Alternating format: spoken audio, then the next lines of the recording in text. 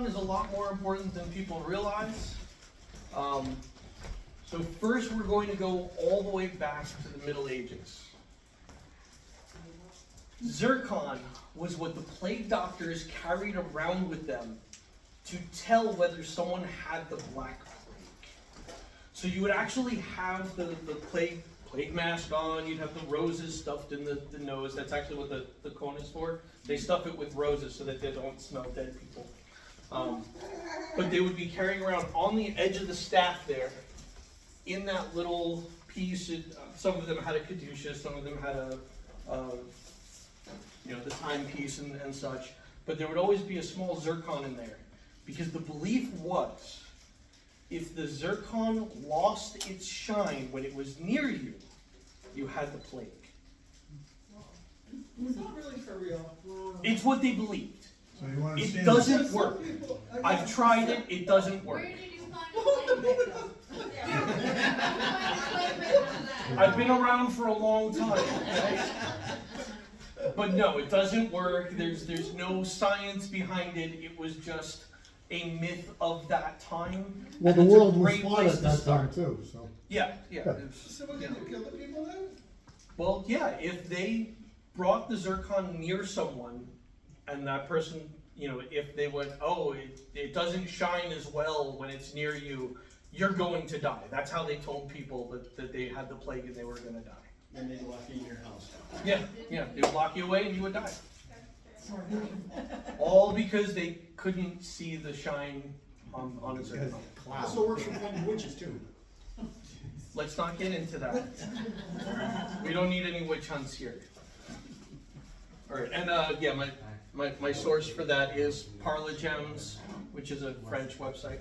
All right, moving on. So those of you who are obsessed with science as opposed to the legends, we've got all of the physical properties here. So most importantly, it's that 7.5 on the Mohs scale, so it actually does make good jewelry. That's a good hardness for that. And all those different colors are wonderful, and it has a brilliance inside. That shine inside of a zircon is comparable to the shine inside of a diamond.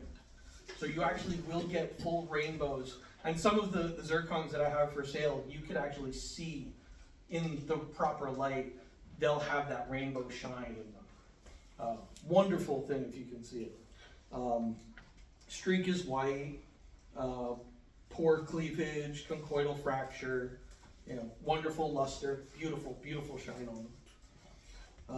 Okay, let's move on. Yeah, of course, from mindapp.org, because that's our favorite website these days. All right, so zircon is one of the most common crystals on the planet. Not as common as quartz, give you that, but it is zirconium. I just had it in the top of my head. Cubic zirconium? No, cubic zirconium is actually something completely different. Zircon is often mistakenly referred to with cubic zirconium, but it's a completely different mineral. It's zirconium, not sulfate. The other S. What's the other S? The common one. Silicate. Silicate. Yeah, thank you. Zirconium silicate. Yeah, I'm a genius back there. All right, good. Glad someone can keep up with me. I love it.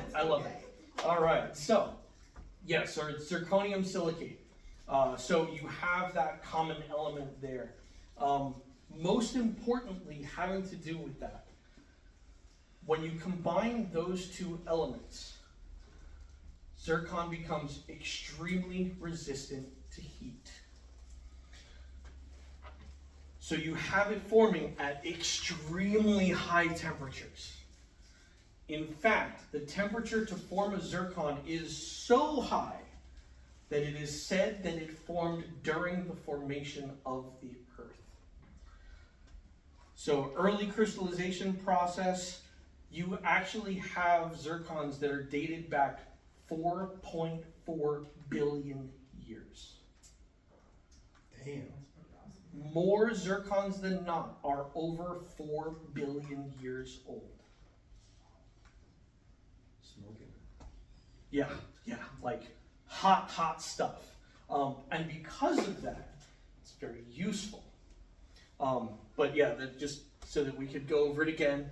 Similar internal light dispersion to diamonds. Brilliance. Do Yeah. do we have enough heat at this point in time that zircons can still be formed, or do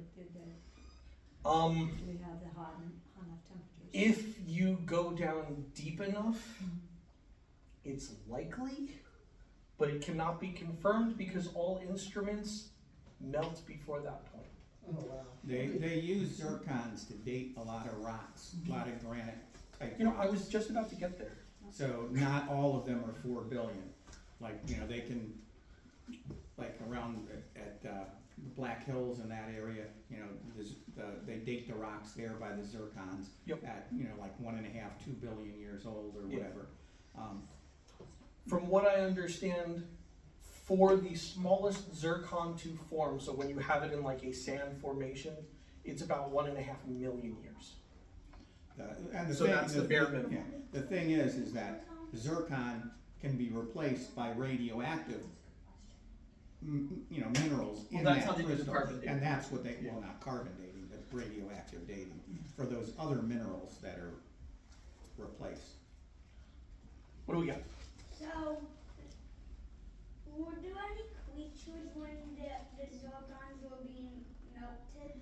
It's about the same time human life appeared on Earth. Or not human life appeared Yeah, on Earth. life Like, in the general. first So- bacteria? It's about 4 billion years on Earth. Yeah. So zircon is about.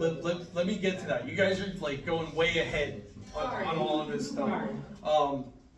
So the key feature that I like that we basically look at when we look at zircon is that extreme resistance to heat. It's what gives us the ability to actually line our nuclear power plants. Wow. So anything that requires that extreme heat resistance, the linings are all made of zircon. It's used as a basis for extremely long-lasting knives and swords. The longest-lasting swords have zircon mixed in with the metal. Oh, that's really cool. Yeah. This was a lot of fun to research, but the research on this one, my research was all over the place. But yes, we used them in ballpoint pens. There's zircon in there so that when you're scratching, the point of the pen doesn't wear. Oh, so zircon is. Yeah, that's why you'll run out of ink 83 times before the point will ever start to even show the remotest sign of wear, is because it's zircon based. I already talked about the lining, so any sort of heat element has lining for zircon, and which is, you know, it's a good thing it's so common. But yeah, so the wear resistant knives, they're used for the moving parts in computer drives. So we can't have our computers with heat sinks without zircon. And the geological, like Mike was talking about earlier, it is a key crystal in determining the age of any rock formation that it's in. So, when zircon is forming, it forms in layers like trees.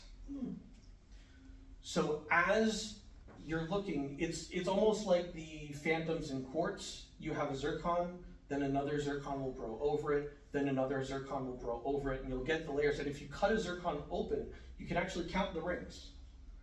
And so it's a fun thing. They actually do count the rings, and then they test all of the sediment in between the layers of zircon. And that's what has given us a lot of the geological history of the entire world. So every layer, we go, okay, that's that age of zircon. They test the uranium content. They'll test the different sediment contents. And go, okay, this is what was going on during this period. And so this last one. This last one is why I made this presentation to begin with. Okay? It is evidence of a prime theory of the origin of life on Earth. It was an episode of the Y-Files, because I watch these weird documentary things. Y-Files, if you get a chance, go on YouTube, look up Y-Files. It's entertaining to no end. Wow. But there was an episode, Why like the word or the letter? like the word, W-H-Y, files. And you know you've hit the right channel if there's a goldfish with teeth. But that's besides the point, that's the internal storyline. He did an episode that included a lot of stuff about the origin of life on Earth. And there's something called the spermogenesis theory. And this says that life was planted on Earth rather than it happening just by random scientific evolution and such. And the evidence of that is found in zircon crystals. If you go back through the zircons, through the layers of zircon, and go back to the earliest layers of zircon, so the smallest crystal, the smallest definable crystals, there are pieces of evidence of carbon life forms existing at the earliest points. Now, because you have such a high heat resistance to form the crystal, obviously no life could have been on Earth at that time. You're talking about the Hadean period of the Earth. So the entire world was molten at this point. But there's evidence of life. How could life possibly have actually existed at that point unless it was planted there later? Then where did it come from? That's the exact question. Chicken and the egg. It's almost the answer to the chicken and egg, Yeah. because it had to have been planted. Because carbon God damn it. can't exist at that point. It's one of the things that people use as evidence of the creationist theory. But the spermogenesis theory says that it was aliens. There's no buts. It's 4 whichever billion years ago. whichever one you want it to be, that's perfectly fine. But it's there. The evidence is there, and that's the point. 4 billion years ago, the Earth was molten ball. Yeah, Like it was completely molten. Yeah. That's why we call it the Hadean period. It's reference to the Rock. Hades and all of that. No oxygen. Yeah, Very little. there was no oxygen, there was no water, the surface of the Earth hadn't formed yet. We hadn't had the separation of elements to create water. Never mind life. But the building blocks of life are there at the 4 billion old mark in these crystals. It's just an amazing thing to think about for me. But yet, you know, you gotta, all that material that became the Earth, that became our sun, came from a star 20 billion years before, or 10 billion years before, that blew up through a supernova, and all that stuff went and coagulated. Well- So it's not like it's necessarily planted, it's just the building block of everything in the universe. Around the same time, what became our moon also collided with the Earth. There's that too. Yeah, that was about 4.5 billion years ago. And then life started forming at about 4 billion years ago. So it was probably the collision of two planets, right? Like you have two planets that collide, and then the smaller one is like half a planet floating up there, spinning around the major one, and the major one becomes Earth. The smaller one becomes the moon, and then there's a cooling period after that collision, and that is probably around the time that I don't know the last time two celestial bodies collided. You know what I mean? So like that's probably a very, very good starting point for a basis of life, with like two celestial bodies of that size and the heat generated from that collision. Yes, and the carbon is first seen at that point in time, at the 4 billion mark. Yeah. The thing is, while the zircon is forming, it is impossible for carbon to form during that formation, because carbon would just be melted at that point. Well, the next layer would have melted it too. Right. Yeah. And it's below a layer of the zircon. So It that is in the second, why would the deepest second layer recesses. have melted it? Right, it should have. The second layer of the zircon forming over it should have melted that carbon and eliminated it from the record. There's no way that carbon can be there physically unless it was planted later on or somehow was put there after the zircon had already formed. And I don't think anyone's going in with a needle and putting carbon into a zircon crystal. Unless that's what happened. So the final legend with zircon that I'm gonna get to tonight is probably my favorite legend of zircon. So it is said that Merlin in England, during the formation of Excalibur, put a zircon crystal into the hilt of Excalibur to declare the bearer the king.